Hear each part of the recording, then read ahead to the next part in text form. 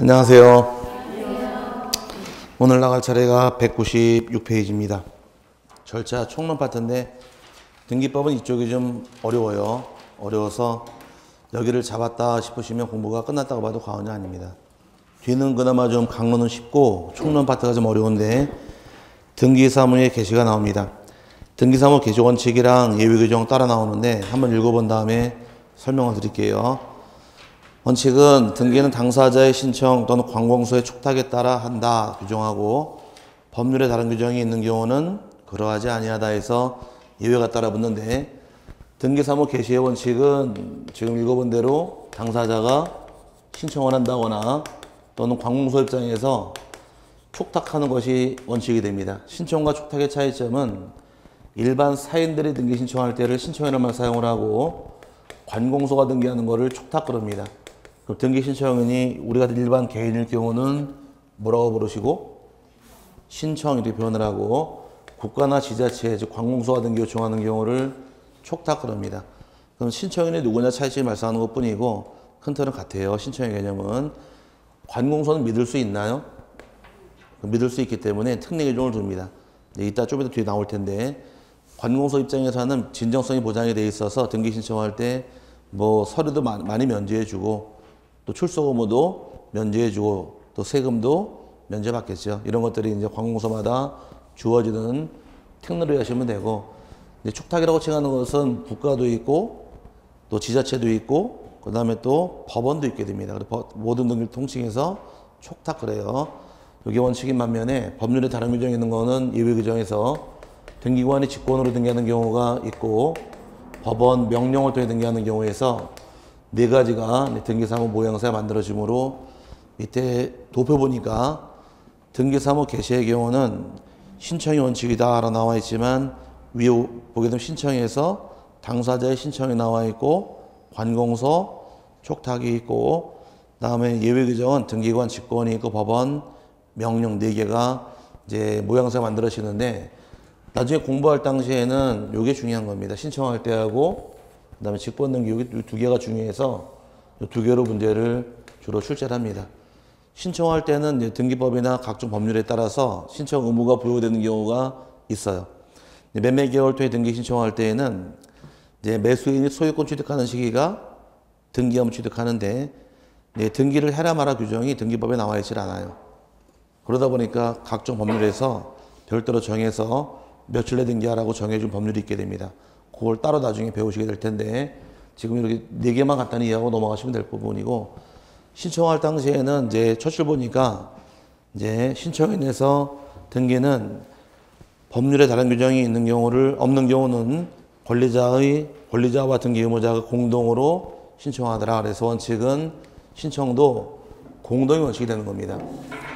원칙은 공동 신청이 원칙이 되겠지만, 예외 규정은 단독도 가능해서 오른쪽에 단독이 쭉 나와 있는 것이 있는데, 이제 매매 계획을 체결하게 되면 매도인하고 매수인이 등기 신청을 같이 가는 게 원칙이에요. 하지만 의무자가 없다거나 진정성이 보장이 되어 있는 경우는 혼자 갈 수 있는 것을 단독 신청해서 오른쪽 2번서부터 쭉 나옵니다.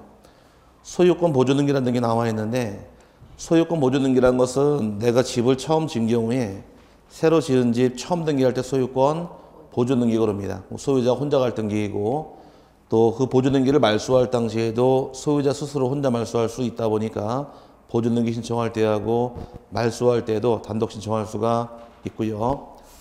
두 번째가 올해 시험에 끌고 들어왔는데, 상속받은 경우나 법인 합병이 있는 경우, 그 밖에 대법원 규칙으로 정하는 포괄 승계에 따른 등기는 등기 권리자가 단독으로 신청한다 규정하는데, 포괄 승계의 경우는 민법 공부를 몇 개 있다고 배우셨나요? 민법 공부할 때 포괄 승계라고 칭하는 것은 3개 있다고 배웠죠.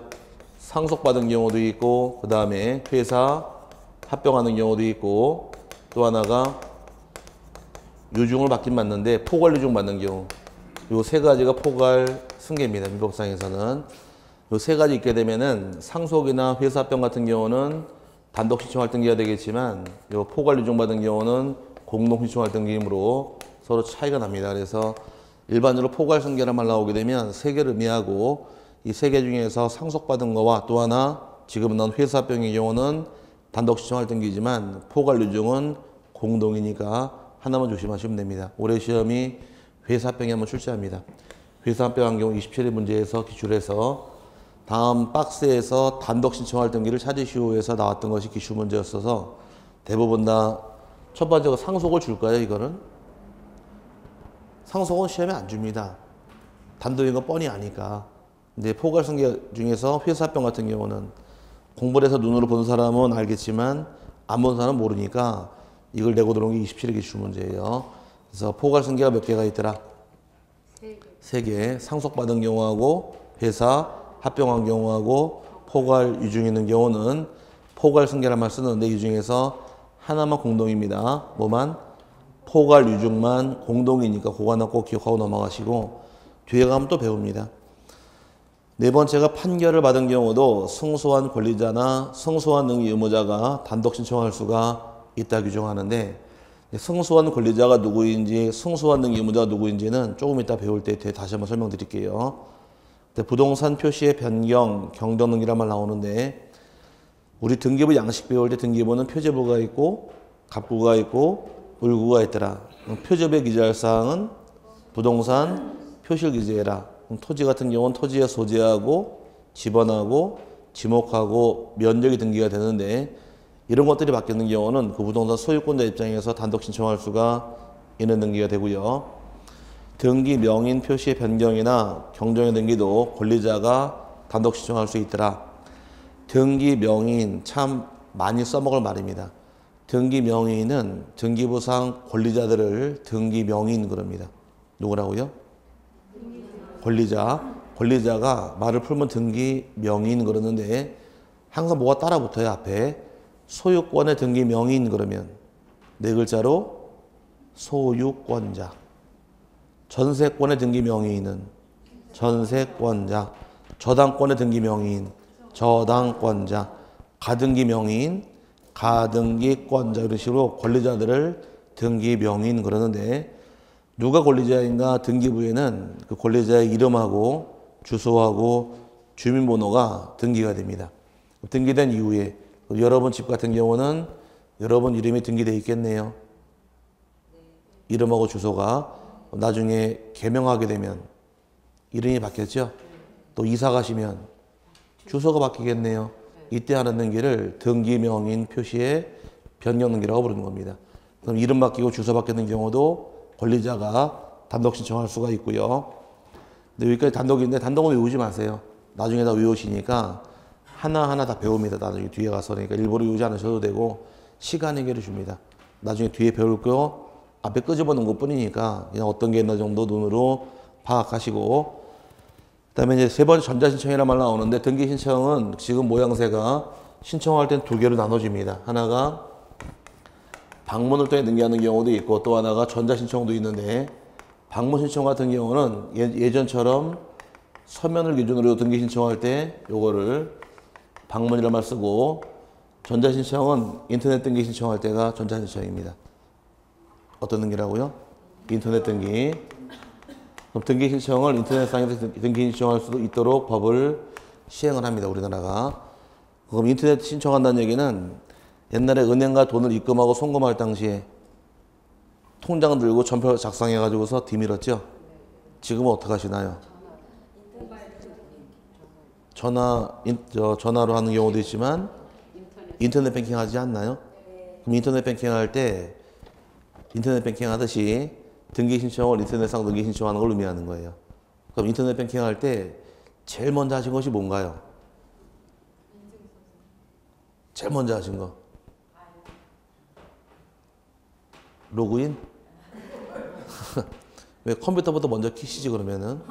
자, 그게 아니라 인터넷 뱅킹 할 당시에 가만히 뒤집어 보게 되면은 여러분이 은행 가셔서 나 인터넷 뱅킹 한다고 신청서를 냈을 거예요 아마.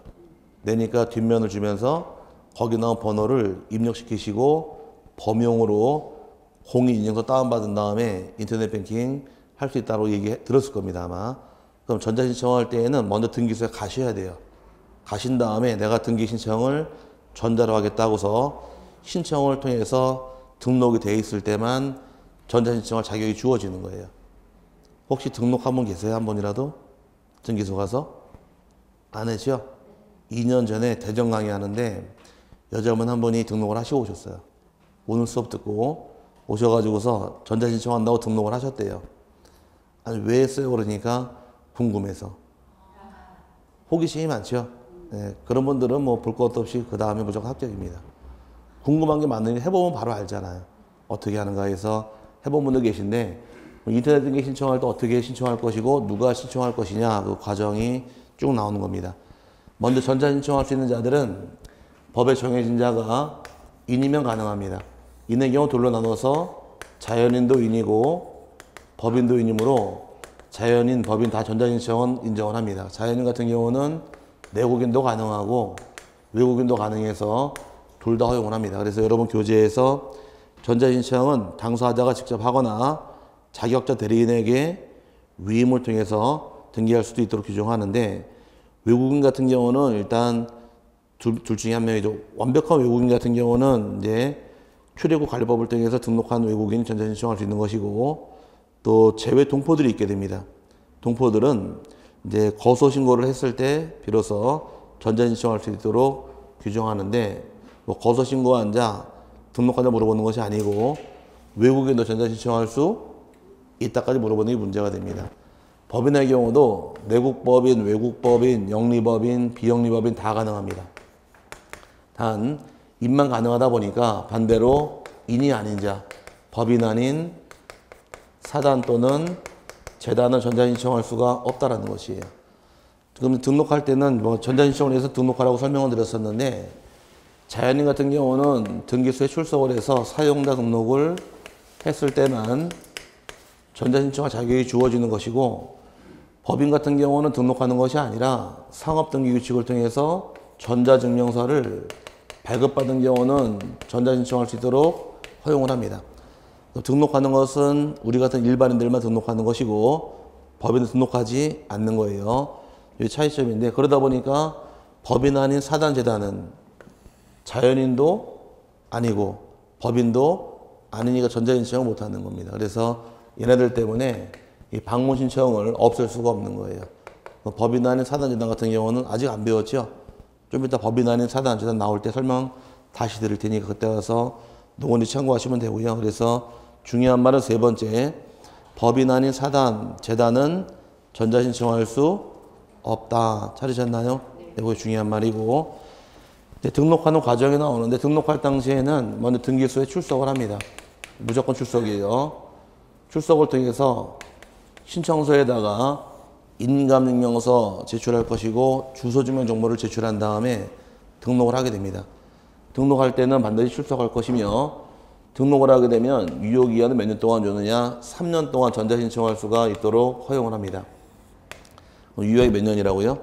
3년. 3년이 지나버리게 되면 등록을 또 다시 해야 돼요. 처음부터. 그러다 보니까 이제 유효기한이 만료되기 전에 3월 전서부터 만료일까지 연장 신청할 수가 있게 됩니다. 연장 신청할 당시에는 등기소에 가야 하느냐 아니면 전자문서로 할 수 있느냐 이게 차이점인데 연장은 출석할 의무가 없고 전자문서로 연장이 가능합니다. 그럼 인터넷상에서 연장도 받아주고요.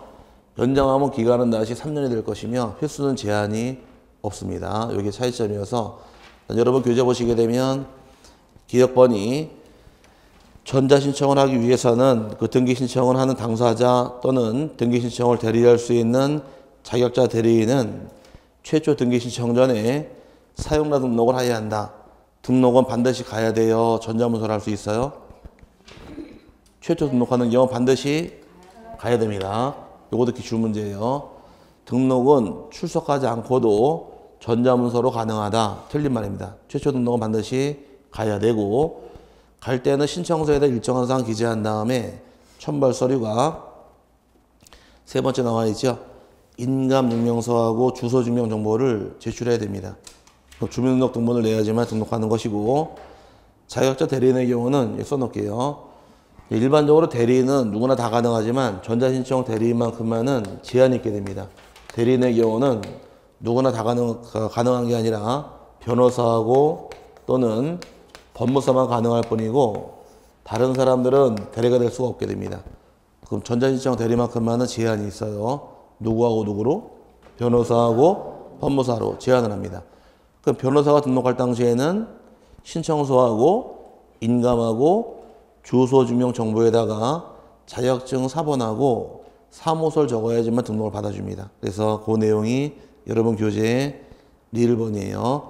자격자 대리인이 하는 경우에는 디귿 서면 이외에도 자격을 증명하는 서면 사본도 첨부해라. 하지만 또 하나 차이점이 생기는 것은 법인은 상업 등 규칙을 통해서 전자증명서 이용 등록을 한 경우에는 별도로 등록할 필요는 없다는 겁니다. 그럼 등록하는 건 누구만 등록하셔라? 자연인만 등록하는 것이고 법인은 등록하는 것이 아니라 뭐만 있으면 된대요? 전자증명서로서 전자신청할 수가 있게 됩니다. 등록 유효기한은 몇 년으로 가느냐? 3년으로 가는 것이 기간이며 그 다음에 기간이 지난 경우는 다시 등록해야 됩니다. 처음부터. 그러다 보니까 기간이 만료되기 전에 3월 전서부터 만료일까지 연장을 신청할 수가 있습니다. 연장하게 되면 기간은 다시 3년이며 연장은 출석하지 않고도 전자문서로도 얼마든지 가능합니다. 그 다음에 등록한 이후에 효력의 정지란 말 나오고 이제 등록 변경이란 말 나오는데 등록한 이후에 나 전자신청 안 하겠다고 정지시킬 수도 있고 해지도 가능해요. 정지 해지 차이점은 이렇게 공부하시다가 나중에 내년에 시험을 딱 봤는데 내가 합격을 했습니다. 그럼 옆에 짝꿍이 궁금하죠? 짝꿍에게 전화했더니만은 갑자기 짝꿍 전화번호가 없는 번호로 뜬다거나 고기 요청으로 착신이 정지됐단 말 나오게 되면 그 짝꿍은 우울한 가을날을 보내고 있는 거니까 찾지 마세요. 핸드폰도 내가 정지시킬 수도 있고 해지도 가능하죠. 마찬가지로 등록한 다음에 나 전자신청 안 하겠다고서 해지도 가능하고 일정 기간 정지도 가능합니다. 다 정지하건 해지하건 전자문서로 가능합니다. 그 다음에 이제 밑에 전자신청 방법의 경우는 안 나오니까 여기는 안 보셔도 됩니다. 안 보셔도 되고 오른쪽에 관공서 촉탁 들어가시면 돼요. 촉탁이라는 얘기도 여기도 시험에 잘 내진 않으니까 간단히 개념만 좀 이해하시는데 촉탁은 누가 신청하는 거예요? 관공서죠. 믿을 수 있어요? 여기 특례 규정이 몇 개가 따라 붙게 됩니다. 잘 내는 부분은 아니니까 조금만 의미만 좀 파악하시면 됩니다. 첫 번째 관공서의 범위가 정해지는데 흔히 관공서로 칭하는 것은 국가와 지자체를 의미하는 것이고 이외적으로 공사까지도 인정해 줍니다. 그래서 밑에 공사란 말 나와 있나요? 네, 공사도 촉탁이 가능한데 공사 같은 경우는 국가공사가 대상입니다. 어디 공사라고요?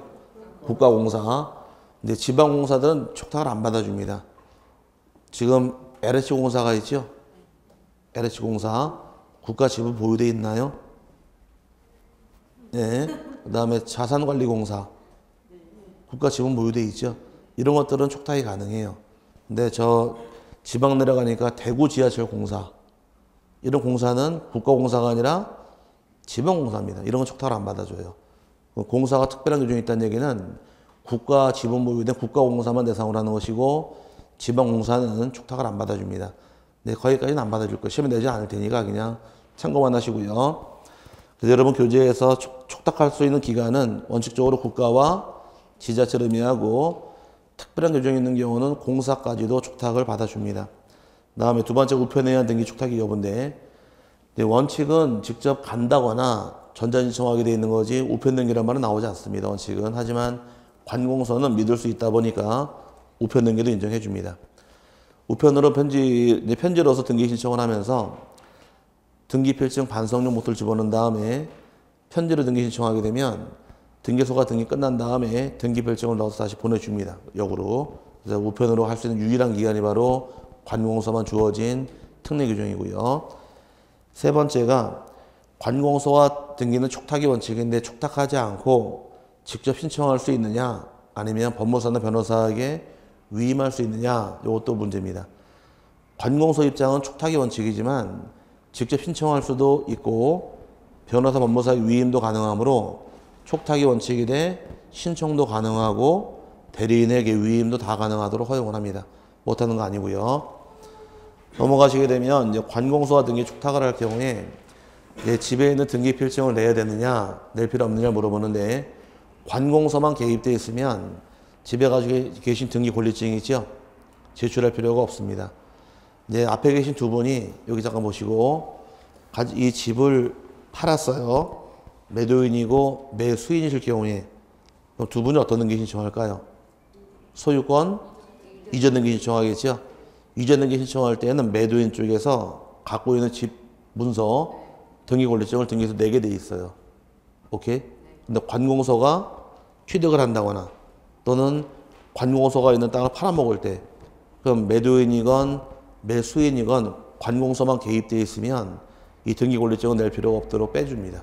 그래서 면제해 주다 보니 제출할 필요 없다 해서 빼주겠다가 판례 입장이고, 그 다음에 주소 증명 정보란 말 나오는데 주소 증명 정보의 경우는 또 일로 사례대로 가야죠. 뒤에 다 배울 내용입니다. 이제 매도인하고 매수인이 등기 신청을 할 때 소유권 이전 등기할 때에는 매도인, 매수인 둘 다 주민등록등본을 둘 다 내게 돼 있어요. 둘 다 내는 게 원칙인데 이전 등기할 때는. 근데 관공서가 개입되는 경우는 매도인 건 필요가 없습니다. 그럼 경매나 공매로 취득하는 경우는 권리자건만 제출하면 되는 거지 의무자건 빼줘요. 원칙은 둘 다 내는 게 원칙인데 관공서가 개입되는 경우는 누구 거 낼 필요 없더라? 매도인 거. 다른 말로 의무자건은 제출할 필요 없도록 해서 경매로 취득하는 경우는 경락인 거만 제출하면 되고 공매일 때는 매수인 거만 제출하면 되므로 이제 주소증명정보의 경우 빼주는 게 하나의 특징이 있는 것이고요. 여섯 번째 경우는 이제 등기 신청할 때 등기부에 나오는 사항과 대장이 다른 경우에 등기를 실행하느냐 각하하느냐 이 문제점인데, 등기법 29조 보게 되면 등기 못하는 사유가 11가지가 쭉 열거가 되어 있습니다. 그중에 11번째 나오는 것이 등기부랑 대장의 내용이 다른 경우는 등기할 수 없다라고 규정을 해요. 하지만 관공서 입장은 등기를 실행해 줍니다. 이게 또 특례 규정으로서 따라붙은 게 여섯 번째고, 일곱 번째 경우는 등기가 끝난 경우에 등기 필증을 직접 권리자에게 주게 되어 있는데 관공서가 축탁을 한 경우는 관공서를 일단 먼저 날아가는 게 원칙이에요. 관공서에 줄 때는 우편으로도 송부할 수도 있도록 허용을 합니다. 관공서의 경우는 이런 특례 규정을 주어지는데 여기를 시험에 내지는 않으니까 간단히 그냥 의미만 파악하고 넘어가시면 되고 외울 필요는 없습니다. 그 다음에 신청지 이외에서 직권등기 쭉 따라붙어 있는데 직권등기 굉장히 중요합니다. 중요한데 지금은 다 배울 게 아니라 두 개만 설명드릴 거예요. 두 개만. 하나의 경우는 소유권 보존등기. 여기 제일 중요합니다. 제일 처음 나온 것이. 소유권 보존등기의 경우는 미등기 부동산에 대해서 처음 등기할 때 소유권 보존등기인데 이 보존등기를 직권으로 해주는 경우가 있어서 문제가 발생합니다. 미등기 부동산이 있다고 가정을 하고 갑이 가진 주택이 미등기 주택이 있는데 이 주택에 대해서 법원으로부터 촉탁이 들어옵니다. 법원으로부터 가압류해라 촉탁이 들어왔다거나 처분금지 가처분 등기 촉탁이 들어왔다거나 또는 경매 개시 등기하고 주택임차권, 그 다음에 상가임차권 이 등기에 대해서 법원이 촉탁을 한 경우에 그럼 이런 등기 들어온 경우 등기를 하긴 해야 되는데 현재 등기부가 있대요 없대요? 없는 미등기죠. 바로 등기할 수 없으니까 이제 갑의해야 될 1순위에 갑명의 소유권 보존 등기를 등기관이 직권으로 실행을 하고 이 중에 하나 끄집어내서 2순위로 가압류를 하게 됩니다. 그럴 경우에 지금 등기관이 지금 등기 몇 건 실행한 거예요? 2건 실행했죠? 보존 등기 1건, 가압류 1건, 2건 실행했는데 법원이 요청한 등기는 보존 등기 요청했나요? 가압류 요청했나요?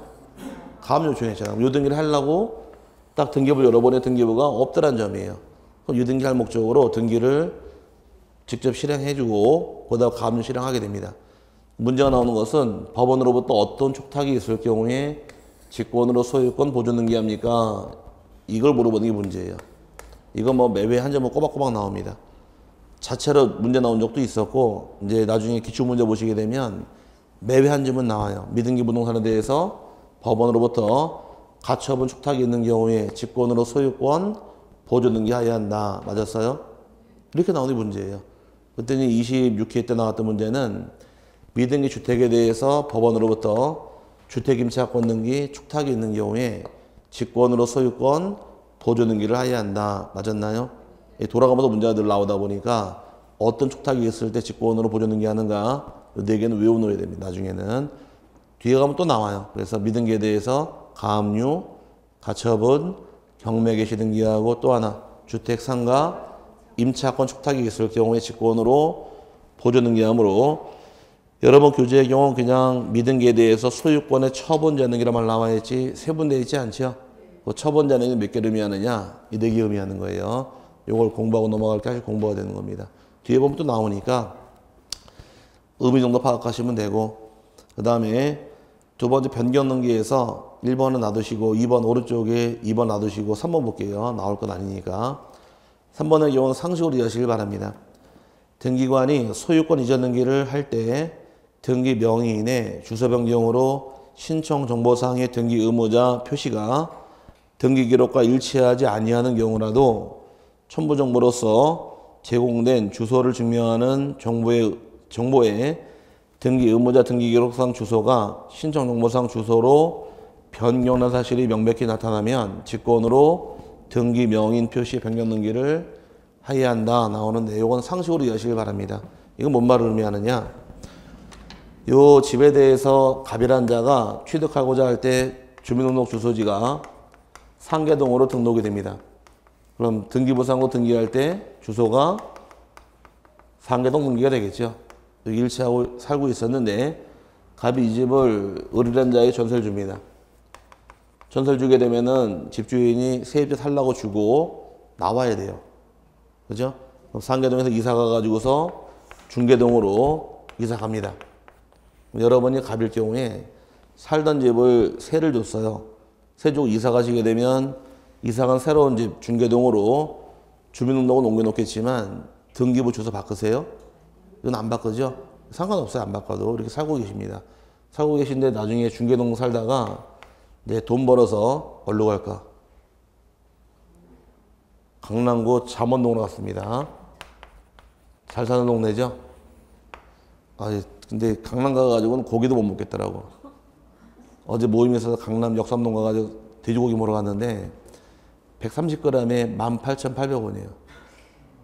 헉 놀래가지고서 먹는데 손이 안 가더라고. 너무 비싸가지고. 그래서 내가 다신력이 안 온다. 그러고 말았는데 130g이면은 저 같은 경우는 왜 웃으세요? 자, 어쨌든 간에 한 4인분은 먹어야 되지 않나요? 둘이서 한 반근 정도 먹으니까 남자분들은 우리만 그렇게 먹나? 보통 둘이서 한 근 정도 먹지 않나요? 두 분이 옛날에 그 부부 생활할 때 고기 먹으면 삼겹살 한 건 사오면은 딱 맞죠? 원래 그만큼 안 드세요? 내가 많이 먹나? 아니죠? 근데 보는 눈들이 되게 뭐 저팔계 보듯이 쳐다보고 있어가지고서 자 어제 먹다가 좀 황당하더라고.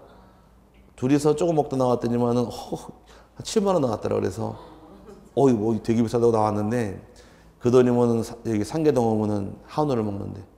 자 어쨌든 간에 이제 잠원동까지 이사 갔습니다. 이사 갔을 때 나중에 이 새 집을 갑이 병화한테 팔아먹어요. 전세를 끼고서 병이라는 자에게 매매 계약을 통해 팔았을 경우에 그럼 이제 병화 앞으로 어떤 등기 실행해 줘야 돼요? 소유권 이전 등기 해줘야 되죠. 그럴 경우 이제 문제가 생기는 건 이 매도인 주소가 주민등록은 잠원동, 등기부는 상계동 서로 일치하지 않죠. 그럼 등기가 안 넘어갑니다. 주소를 먼저 맞추는 게 순서예요. 주소 마지막 주소지가 어디예요? 잠원동이죠. 잠원동까지 주소를 맞춰놔야지만 병에게 등기가 넘어갑니다. 그럼 이제 이 등기는 어떻게 할 것이냐 문제인데 이 주소 맞추는 등기는 갑하고 병이 요 소유권 이전은 요거만 신청을 하게 되면 등기관이 직권으로 주소를 바꿔줍니다. 직권으로 바꿔주되 중간 주소지가 어디인가요? 중계동을 거쳐와야 될까? 한 방에 바꿀까? 한 방에 바꿔버립니다. 중간 주소 생략하고 바로 바꿔줘 버려요. 그럼 내가 집팔을 당시에 주소가 틀리죠? 등기를 내가 돈 내고 맞출 필요는 없는 겁니다. 이제 등록 면허세 내게 돼 있어요. 하지만 수수료 줄 필요가 없어요. 법무사가 수수료 10만 원 달라고 그러면 쫓아버리세요. 왜 요거만 신청하면 맞춰주게 돼 있으니까. 나중에 등록세만 받습니다. 그거 외에는 들어간 돈 없으니까 참고하시는데 어떤 등기할 때? 이게 문제예요. 어떤 등기할 때? 소유권 이전 등기할 때만 주소를 맞춰주는 것이 나름대로의 절차가 되어서 여러분 교재에서 소유권 이전 등기란 말 나와 있죠? 이전 등기를 주소가 서로 맞지 않을 당시에는 주민등록상 최종 주소지로서 한 방에 바꿔버립니다. 그래서 집 팔아보신 분, 사보신 분 가만히 기억을 뒤집어 보니까 매수인일 당시에는 주민등록 등본 가져오면 아무 말 안 해요. 근데 매도인은 등본이나 초본 떼우라 그래요. 초본을 떼워야지만 옛날 주소 다 확인할 수 있으니까. 무슨 말인지 가졌어요? 나 집 팔을 때 가만히 기억하게 되면 집 팔을 때 매도인에게는 주민등록 초본 떼우라 그러고 매수인 등본에도 뭐라고 안 그럽니다. 매수 마지막 주소만 알면 되니까. 그래서 그렇게 내는 것이 서류대로 기억하시면 되고요. 경정등기부터 말소등기까지는 뒤에 배워야 되니까 그냥 손대지 마세요. 다 뒤에 배울 거를 앞으로 끄집어냈기 때문에 뒤에 배워야지만 알게 되므로 여기 거들지 않습니다. 아직은. 넘어가게 되면 이제 법원에 명령이란 말이 나오는데 명령은 하나만 얘기할게요. 자, 등기관에 이제 등기소 가서 등기관한테 부당한 처분을 당합니다. 네, 등기관에 부당한 처분이 있게 되면은 이의 신청을 제기할 수가 있어요. 이의 신청은 어디다가 하느냐 이게 문제인데 오빠가 동생인가 오빠가 자 이제 오빠 하자고요. 한 대 맞아야 되니까 동생이 눈알 때릴 순 없잖아. 그러니까 오빠가 공부 열심히 하고 있는 동생을 머리통으로 한 대를 꽝 때렸습니다. 이유 없이. 그럼 한 대 맞은 동생 기분 좋아요 나빠요? 누구한테 가서 일러요? 왜 엄마한테 가서 일러? 오빠한테 안 일러고. 이번엔 더 맞죠. 이번에 일르면. 무슨 말인지 알죠? 그럼 등기소 안에서 당한 처분이 기분 나쁠 때에는 이의 신청을 제기할 수가 있는데 이의 신청은 등기소 요청하는 게 아니라 법원으로 가는 거예요. 이의 신청 어디다 제기하시라고요? 법원에 올라가는 겁니다. 그 법원에서 이의를 받은 경우에 이 이의를 해결했을 때 등기가 할 사유도 있고 또 등기를 말소할 것도 있고 굉장히 많은 것들이 있게 됩니다. 이런 것들을 하라고 법원이 명령을 합니다. 그래서 그때 한번 딱 나오는 게 명령이 안 등기인데 다른 때 나오는 게 아니라 이의 신청할 때만. 언제 한번 나온다고요? 이의 신청할 때 한번 딱 나오는 거 외에는 안 나오는데 지금 떠드는 건 전부 다 뒤에 배워야 될 것들이에요. 그러니까 일부러 시간 내서 보지 마시고 뒤에 두 바퀴 이제 두 번 정도 반복하게 되면 다 알게 됩니다. 저절로. 다 알게 될 부분이니까 일부러 외우지 마시되 중요한 건 이거 하나 외우셔야 돼요. 여기서 하나는 직권으로 소유권 보존등기 하더라. 법원으로부터 몇 가지 촉탁? 네 가지. 가압류, 가처분, 경매 개시, 주택 상가 임차권 촉탁이 있는 경우는 직권으로 소유권 보존등기 하더라. 이게 가장 중요한 겁니다. 나머지 직권 말소, 직권 경정 등은 뒤에 배우면 저절로 알아요. 그러니까 일단 2달만 참으시고 버티시길 바랍니다. 그 다음에 203페이지에 등기 신청에 대해서 적격이란 말 나오는데 이 적격을 배워야지만 요게 나옵니다. 법인안이 사단이 뭔지 설명드릴 테니까 적격부터 볼게요. 등기 신청 적격이라는 것은 이제 등기 신청할 지위나 자격을 적격 부릅니다.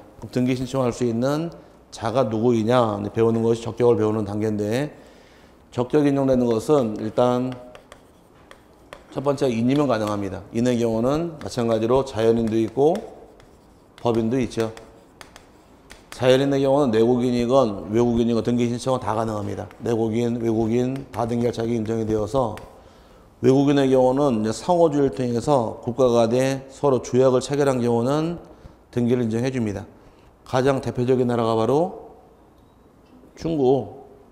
93년도인가 수교가 됐죠. 수교가 되면서 중국 사람하고 서로 왕래도 가능하고 땅도 서로 취득할 수 있도록 허용을 합니다. 그래서 중국 애들이 땅을 어딜 많이 샀어요? 제주도가 많이 샀잖아요. 왜?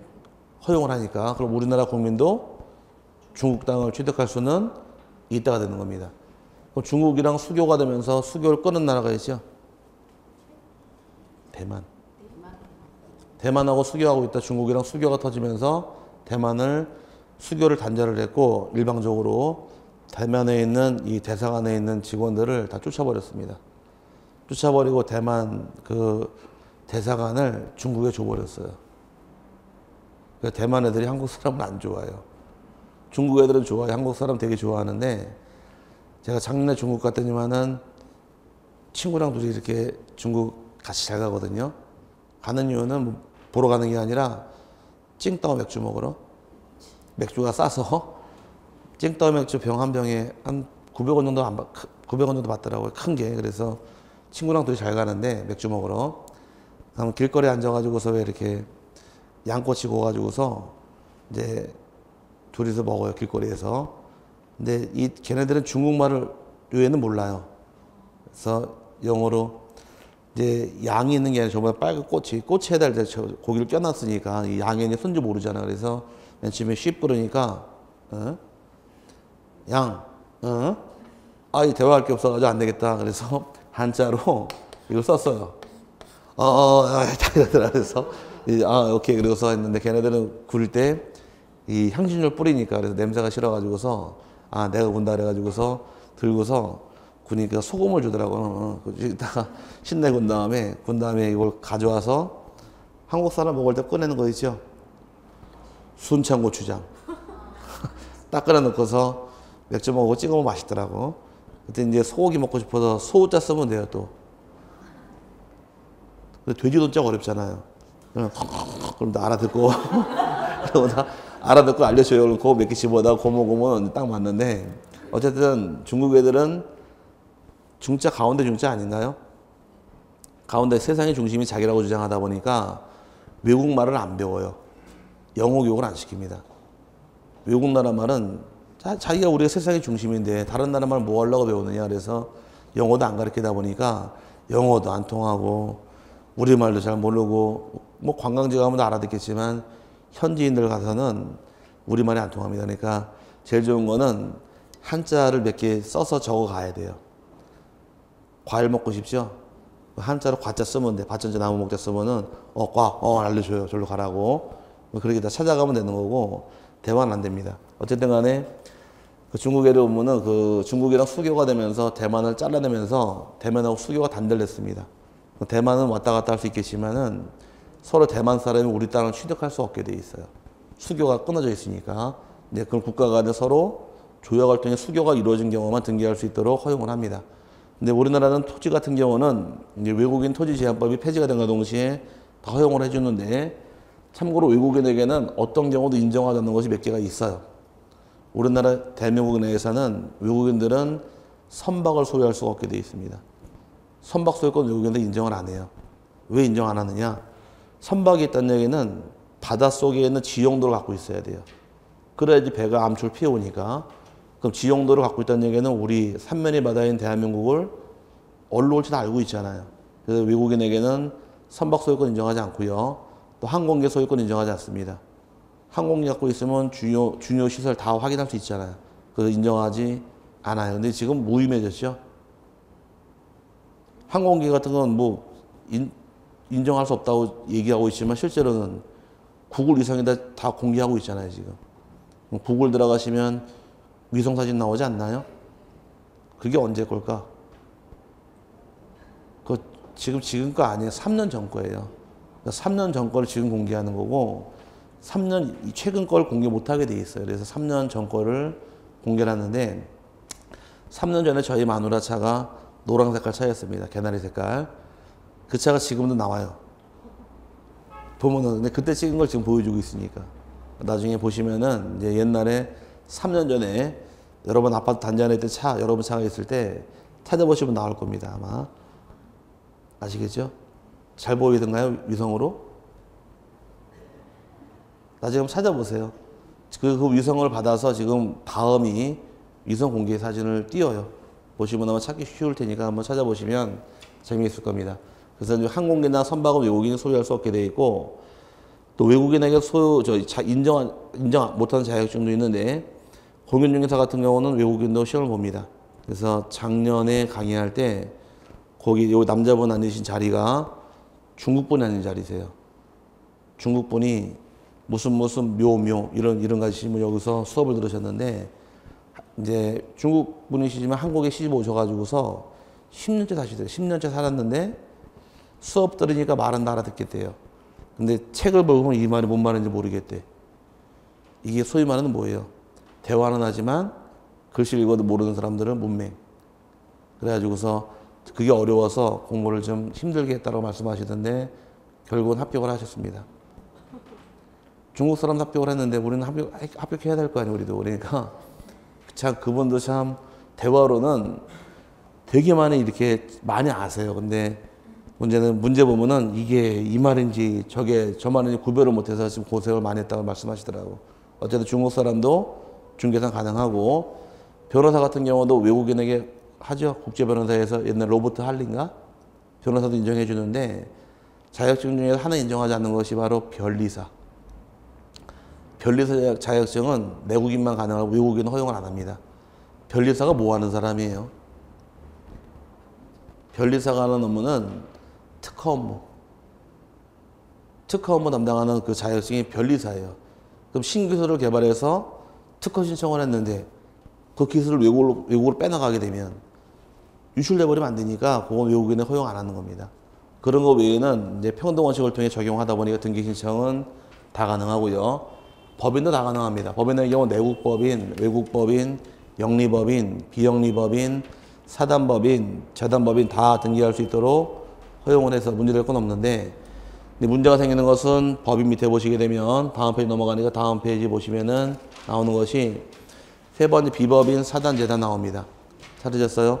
그게 중요한 거예요. 여기서는 비법인, 사단, 재단을 다른 말로 법인이 아닌 사단 또는 재단 그럽니다. 법인 아닌 사단, 재단 등기 신청할 수 있느냐 물어보는 것이 문제인데, 일단 민법 공부할 때 법률행위 종류 배울 당시에 사단법인 설립행위하고 그 다음에 또 재단법인 설립행위란 말 들어본 적 있어요? 총칙 배울 때? 아직 안 배웠어요? 네, 그럼 미리 설명드릴게요.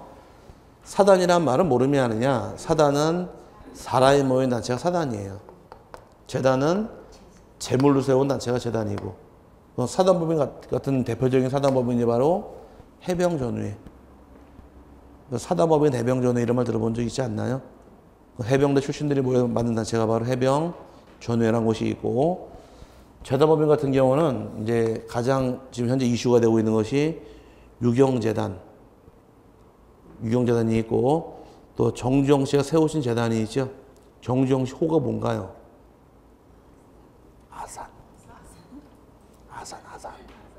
아산병원. 그 아산재단이 정주영 씨가 세운 재단이에요.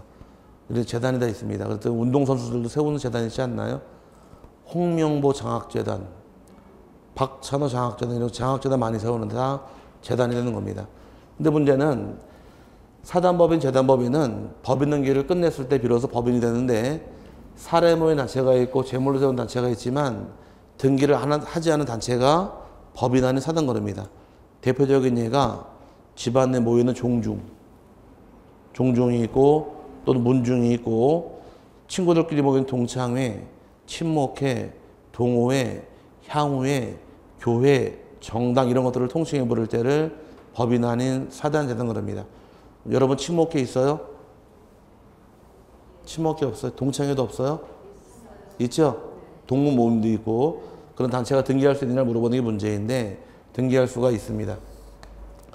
법인 아닌 사단 등기 신청할 수가 있다는데, 여기는 제가 가입한 친목회를 설명을 드릴게요. 여러분도 친목회다고 가정을 하고, 제 친목회 이름은 1심에는 친목회가 있게 됩니다. 뭐라고요? 1심에 보기보다 무서운 사람이에요. 여기 들어오려고 그러면 자격이 일단 우리 정관에 정해놓기를 별이 4개 이상 있어야 됩니다. 별 4개 있어야 들어올 자격이 생기고, 월 회비는 꼬박꼬박 한 달에 20만 원씩 꼬박꼬박 징수합니다. 많이 걷어요? 한 달에 20만 원씩 걷으면 현찰로 내야 되고, 현찰 없으면 물납도 가능해요. 금반 잔도까지 받아주고, 그 다음에 필히 애완동물을 또 한 마리 키워야 돼요. 그래 들어올 자격이 생기는데, 애완동물은 등에 용이 한 마리 있든 호랑이 한 마리 있든 정 안 되면 허벅지 붕어를 한 마리 키워야 들어올 자격이 생기는 단체가 우리 1심이라는 단체입니다. 등 좀 보여드릴까? 자, 이런 단체의 대표가 저예요. 있을 경우에 우리가 한 달에 20만 원씩 꼬박꼬박 걷어가지고 우리 아지트를 만들려고 건물을 삽니다. 오케이? 건물 샀을 때 이 건물에 등기가 들어갈 때 등기는 누구 명의로 등기할 것이냐 이게 문제예요. 이 건물이 제가 대표일 경우 제 거예요? 1심의 거예요? 1심의 거죠. 1심의 명의로 등기 신청하는 겁니다. 명의는 1심에가 취득한 거니까. 근데 신청할 때에는 1심의 회원들이 떼거지로 몰려왔다가는 정신없으니까 신청은 한 사람만 하러 받아요. 신청은 대표자 신청하는 겁니다. 그럼 명의는 누구 명의고? 1심의 명의고, 신청은 대표 요건을 이해하시는 거예요. 그래서 시험 나올 때 법인 아닌 사단 재단은 대표자 명의로 등기를 신청한다. 맞았어요? 틀렸죠? 대표자 명의가 아니라 사단 재단 명의로 대표자가 신청만 하는 겁니다. 이런 관계를 이해하시는 게 사실 공부다 보니까 여기는 자기 친목회가나 개입되면 쉬워요. 1심회가 등기할 수는 있다 없다? 있는데 신청은 누가 하실 것? 대표자가 한다. 그래서 그 관계만 이해하시면 문제 풀을 때 풀립니다. 여기까지 적격으로 인정하는 기본 틀이어서 시험을 내게 되면 이게 자연인 나올까요? 안 나오겠죠? 법인 낼까요? 안 나오면 내면 이거밖에 안 나오는 거예요. 법인 안에 사단 재단은 명의는 누구 명의이고 사단 재단 명의이고 등기 신청은 대표자가 합니다. 그 관계만 이해하시면 여기 넘어갑니다. 그래서 여러분 교재에서 법인 아닌 사단 재단이란 뭘 의미하느냐? 단체를 이루고 있긴 있지만 법인격이 없더라. 법인 등기하지 않은 단체를 의미하는데 등기 신청할 땐 어떻게 신청하느냐? 2번이 중요한 말입니다. 2번의 니은번이 등기는 사단, 재단 명의로 누가 신청하실 것? 대표자와 관리인이 등기 신청하게 됩니다. 그럼 이 건물을 살 당시에는 1심회가 등기 권리자가 되고 팔아먹을 때 1심회가 등기 의무자가 되는 겁니다. 그 대표자 입장은 어떤 입장이냐? 대리관계가 발생하는 거예요. 법정 대리. 누구라고요? 법정 대리관계에 있는 자이지 권리자와 의무자는 사단 자체가 권리자와 의무자가 되니까 조심하시면 되고요. 그래서 다른 것들은 볼 게 아니라 2번이 맥이 되는 말입니다. 2번의 니은번이 명인 누구 명이고 사단, 재단 명이고 신청은 대표자와 관리인 그 관계만 이해하시면 되고요. 밑에 4번 민법상 조합 나와 있죠. 첨부정보는 아직 보지 마세요. 그 다음에 민법상 조합부터 등기할 수 없는 자들이 몰려 나오는데 이걸 기준으로 해서 등기할 수 없는 걸 따져나가게 됩니다. 원칙은 등기할 수 있는 사람이 자연인, 법인, 그 다음에 법인 아닌 사단, 재단 이렇게 3명을 놓고 공부하시되 반대로 등기 신청할 수 없는 자격이 몇 명이 따라 나와요. 적격이 없는 자가 나오는데 적격 없는 거의 경우는 전 페이지 203페이지가 아니까 3페이지 자연인 나와 있죠. 등기 신청할 수 있나요? 네, 근데 문제가 생기는 자연인 중에서 동그라미 2번에 태아의 경우 이제 문제 생기는 겁니다. 첫 번째는. 그럼 태아는 등기 신청할 수 있습니까? 이게 첫 번째 문제인데 태아는 누구를 의미하느냐? 뱃속에 있는 아기를 의미하는 겁니다. 태아는 등기 가능하냐 물어봤더니 태아는 등기할 수가 없다가 대법원 판례 입장이에요. 뱃속의 아기는 사람으로 볼까? 사람이 아닐까? 예, 쉽게 얘기해서 태아는 뱃속의 아기는 사람이다. 아니면 사람이 아니다. 말씀을 하셔야지. 사람이다가 맞는 말일 것 같아요. 사람이 아니다가 맞는 말 같아요. 아니 왜 이렇게 여자분들이 냉정하셔 어떻게? 뱃속의 아기도 사람이다가 정설이에요 지금은. 옛날에는 뱃속의 아기가 살아나온다면 이런 사정이 명확하지 않았어요. 의료기술이 발달하기 전까지는. 지금은 조금만 이상하면은 그냥 지퍼 열고서 꺼내버리지 않나요? 지퍼 몇 번까지 열어요 지금은? 3번까지 열잖아. 3번 열고서 닫고 열고 닫고 해서 3번까지 꺼내는데 4번째는 안 하잖아요. 그래서 어쨌든 조금만 이상하면 끄집어 내버리니까 이제는 태아도 사람으로 보는 것이 맞지 않느냐 이게 정설입니다. 근데 사람으로 인정했다가는 법은 상당히 인간적이 되겠지만 명확성이 떨어지니까 판례에서 인정을 안 한 거예요. 판례는 사람으로 인정하지는 않습니다. 왜 그럴까? 인정을 하게 되면은 법은 상당히 인간적이 되겠지만 법 적용이 명확성이 떨어져요. 뱃속의 아기를 만약에 사람으로 인정한다면 언제부터 사람일까요? 결혼한 첫날 밤부터? 애매하죠? 산모가 애 가진 거 아는 날부터? 3개월부터? 의료법은 5개월 되면 낙태가 금지가 되죠? 5개월부터 낙태 금지인데 5개월인 거 어떻게 할까요 그러면? 3개월인지 5개월인지 어떻게 할까? 애기 사이즈 보면 안다 하더라고. 뱃속에 애기 태아를 딱 쟀을 때 3개월짜리는 3개월은 3 곱하기 3 하면 얼마가 나와요? 9cm가 3개월이래. 4개월까지는 4, 4, 16. 5개월까지는 5, 5, 5개월까지는 제곱으로 곱하면 이렇게 사이즈 크기 잴 수 있다 하더라고요. 6개월부터는 25cm 더하기 6 하면 된대요. 그럼 얼마나 31cm 나왔죠? 7개월부터는 31 더하기 7 하면 되고, 이런 식으로 해서 태아 크기 가지고서 기가 산출한다고 얘기하더라고요. 들은 바로는, 아니 이제 병원 다니는 사람이 한 명 있으면 그 사람은 병원 쪽에 대충 박사가 돼요. 집사람 병원 생활하니까 풍월이 많아가지고서 대충 그렇게 얘기를 들어서 하는데, 어쨌든 간에 그렇게 적용시키면 되겠지만, 문제는 태아를 가진 지 산모가 모르는 경우도 있어요. 그럼 법의 적용이 또 명확성이 떨어지니까 대법원 판례 입장에서는 출생해야 사람이다 판례 입장이어서 출생 전까지는 등기할 수 없게 되어 있습니다. 태아 하나 체크하고 넘어가시고, 그 다음 나온 것이 두 번째 나온 것이 법인에서 이제 어떤 게 중요하냐, 맨 밑에 보시게 되면 3번에 지방자치단체는 특별시, 광역시, 시군, 구만을 의미하므로 읍면 명의로 등기 신청이 인정되지는 않는다. 찾으셨어요? 근데 거기를 국가 등을 부를 때 공법인 그러는데, 두 번째 읍면은 등기 허용하지 않습니다. 이게 독립도 예외 규정은 또 있어요. 일단 책에 나온 데가 설명드릴 텐데, 국가 등을 부를 때를 공법인 그럽니다. 국가 등을. 그럼 공법인의 경우 등기할 때 어떻게 등기할 것이냐, 이게 문제인데, 공법인의 경우는 일단 국가 등기할 수 있고요. 그 다음에 서울특별시나 경기도, 시와 도 등기도 가능합니다. 그 다음에 시, 군, 구도 등기할 수는 있는데, 이 구는 자치구만 의미합니다. 뭐라고요? 자치구만.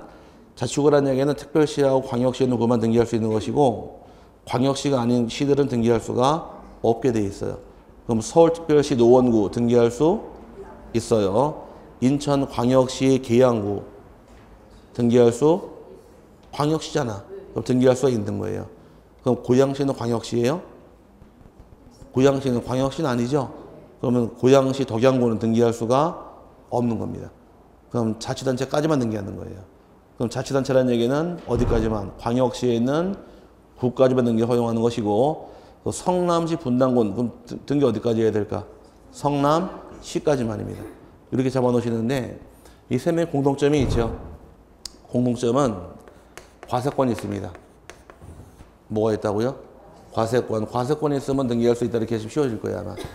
이제 과세권의 경우는 간단히 설명드릴게요. 세법 조금만 침범해서, 부동산을 취득할 때 납부할 세금은 취득세가 있고, 부동산 보유할 때 납부할 세금은 재산세, 팔아먹을 때는 양도세. 여기에 취득해서 보유하다가 팔아먹더라. 이게 일단 내야 될 세금 세 가지인데, 취득세, 재산세, 양도세 중에서 세액이 가장 많고 세율 가장 센 것은 어떤 게 세율이 가장 높아요? 양도세죠.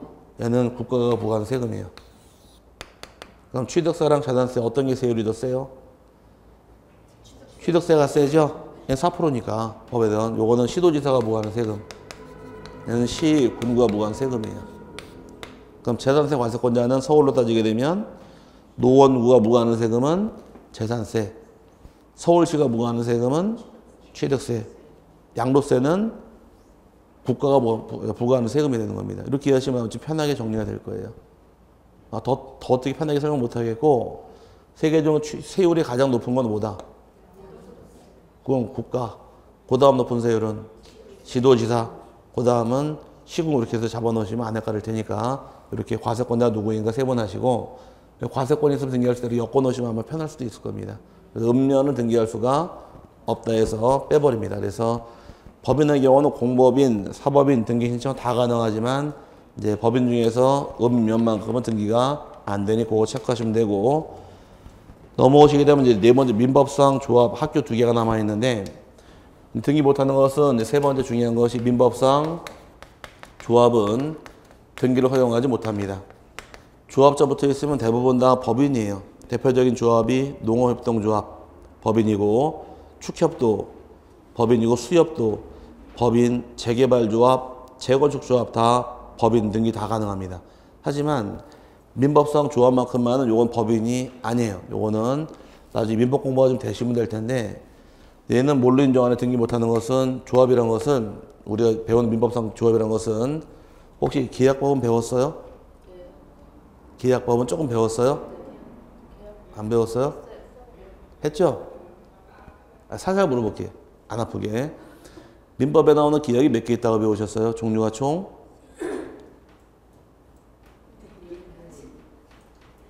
14개가 나와요. 법전에 딱 명시되어 있는 계약이 14개가 딱 나와 있는데 아마 들으면 대충 짐작할 겁니다.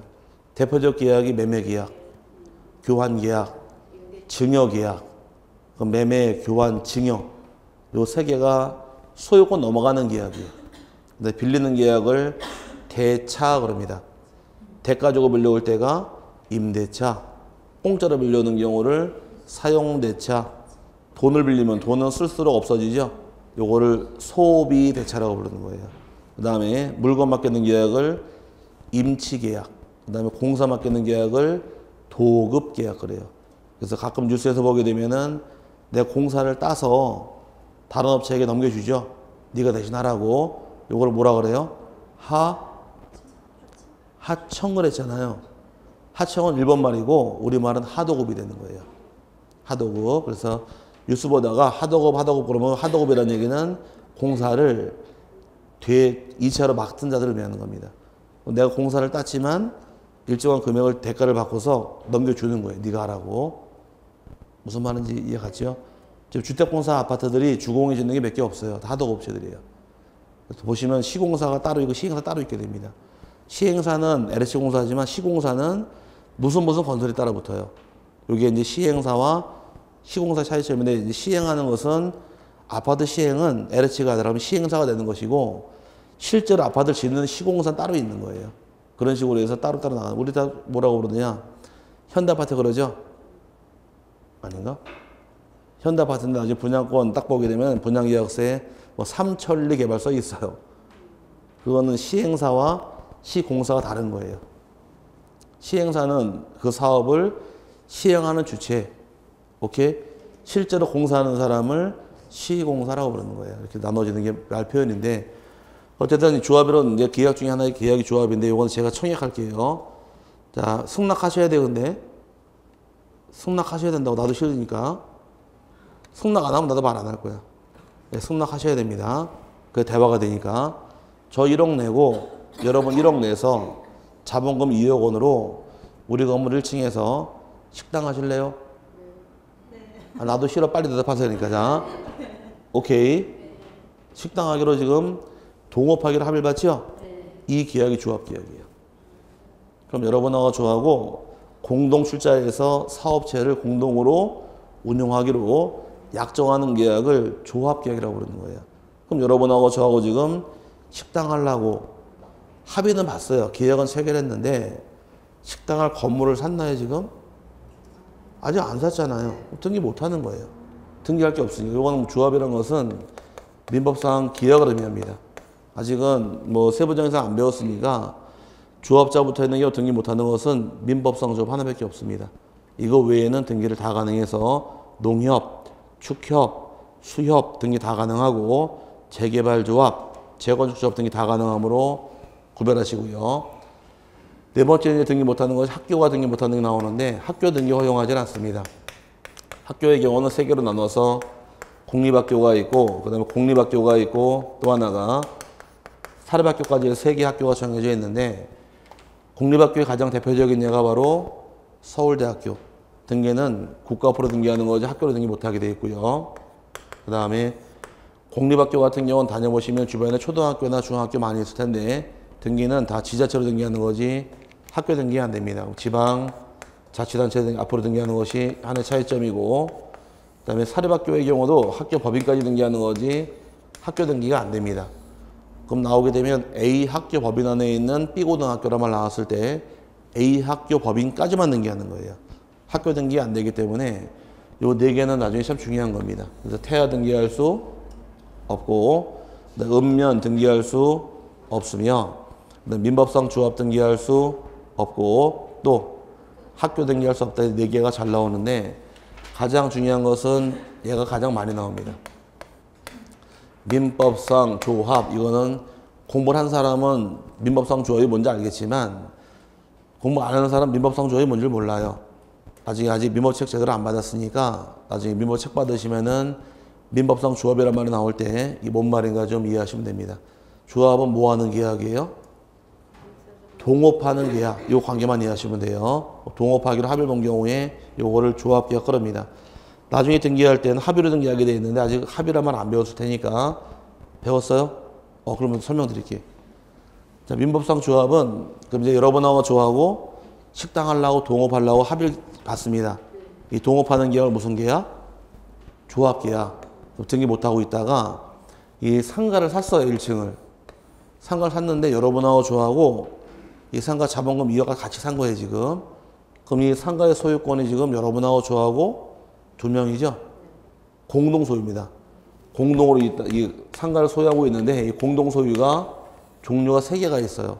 공유가 있고 합유가 있고 총유. 그럼 우리 관계가 공유냐 합유냐 총유냐 이걸 물어보는 게 문제예요.